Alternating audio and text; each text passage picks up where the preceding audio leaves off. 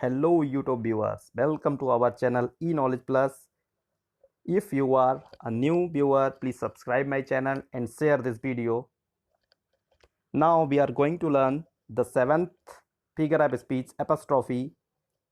ठीक है, तो apostrophe के बारे में हम पढ़ेंगे। यह हमारा फिगर ऑफ स्पीच अर्थात 7वां जो अलंकार है हमारा, वो है एपस्ट्रॉफी, जिसको हिंदी में हम संबोधन कहते हैं। तो संबोधन का अर्थ होता है किसी को बोधित करना, किसी को बुलाना, किसी को रिकॉल करना, किसी को याद करना।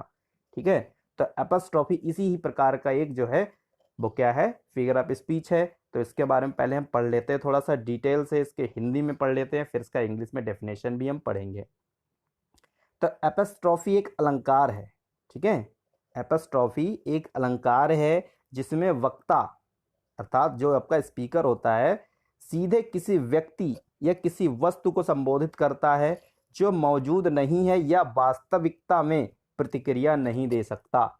अर्थात समझिए बात को, क्या कह रहा है यहाँ पर कह रहा है कि इसमें जो वक्ता है आपका, ठीक, यानी जो बोलने वाला, काव्य कविता को कहने वाला या जो बोलने वाला व्यक्ति है, वो किसी ऐसी वस्तु को संबोधित करता है जो मौजूद नहीं है, अर्थात मौजूद नहीं है या जीवित नहीं है या वहां से एब्सेंट है। ठीक है, आप कुछ भी कहें, लेकिन वास्तव में वो प्रतिक्रिया तो नहीं दे सकता। ये एब्सेंट है फिर भी नहीं दे सकता। ठीक है, अगर डेड है तब भी वो प्रतिक्रिया नहीं दे सकता। तो कहने का मतलब ये है कि जो एपस्ट्रॉफी होता है उसमें किसी ऐसी वस्तु या व्यक्ति को संबोधित किया जाता है जो वास्तव में वहां पर अनुपस्थित होती है या मृत होती है, जो प्रतिक्रिया देने में सक्षम नहीं होती है। तो वो क्या कहलाता है, आपका एपस्ट्रॉफी अलंकार कहलाता है। चलिए इसकी डेफिनेशन देख लेते हैं। डेफिनेशन है a figure of speech.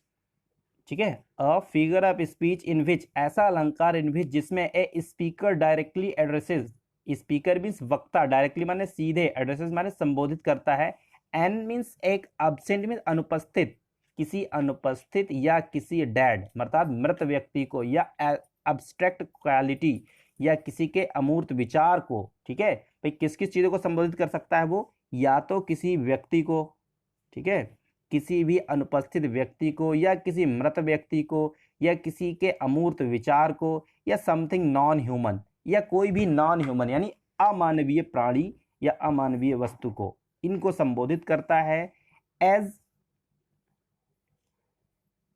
If it were present, as if मान लेता है, और उनको ऐसे मान लेता है कि वो क्या है, प्रेजेंट है, मतलब वो वास्तव में होते तो नहीं है, लेकिन क्या होते हैं वो एब्सेंट होते हैं, लेकिन मान ऐसे लेते हैं कि मानो कि वो प्रेजेंट हो, एंड कैपेबल ऑफ रिस्पॉन्डिंग, और प्रतिक्रिया देने में समर्थ हो, जबकि ऐसा नहीं होता है, भाई केवल मान लेता है। ठीक है, तो फिर से एक बार इसको समझ लीजिए कि आपका apostrophe is a figure of speech in which a speaker directly addresses and, जो स्पीकर होता है, वक्ता होता है, वो डायरेक्टली किसको संबोधित करता है, किसी भी अनुपस्थित या मृत या अमूर्त विचार को, या कोई भी नॉन ह्यूमन, ठीक है, या कोई अमानवीय प्राणी को, इनको संबोधित करता है जो वहां पर उपस्थित नहीं होते हैं, लेकिन वो उपस्थित करते मतलब वह इनको जो है अपने उसमें प्रयोग करते समय, अपने वाक्य में,